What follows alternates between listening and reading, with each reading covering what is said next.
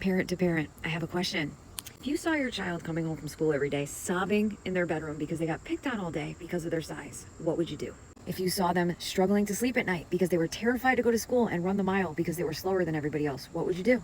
If you started to see their mental health deteriorate and then they started taking sharp things and hurting themselves with it, what would you do? If every time you brought them school shopping, they would cry and be angry in stores because the stores didn't carry their sizes and they wanted to just look like their friends for the first time in their life, what would you do?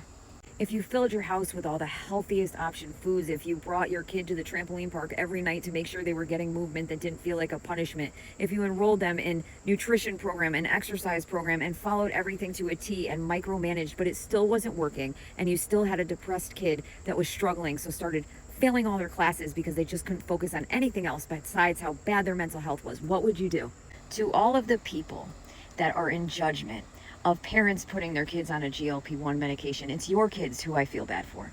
Because if you would let them suffer when there is a potential solution because you're scared about something that hypothetically may happen decades from now, instead of dealing with what is in front of you at the moment, which is a sad and unhealthy child, I feel bad for your kids. And if you are a gym bro or a gym girl that doesn't have children, you should really shut your mouth. Because unless you are a parent picking up the pieces, unless you are a parent who has done endless research to find a solution so your kid doesn't have to go through life struggling so badly because your kids are probably the ones at school making fun of my kid, our kids, unless you are dealing with that, you have no right to say anything to a parent that has gone out on a limb to help their child. My daughter is on a GLP-1 long term. She is on a GLP-1 because of the mental health side effects and benefits. She is on a GLP-1 as a result of the JAMA Pediatrics article saying that it reduced certain ideations in teens. She is on a GLP-1 to help manage her hormones and her insulin resistance.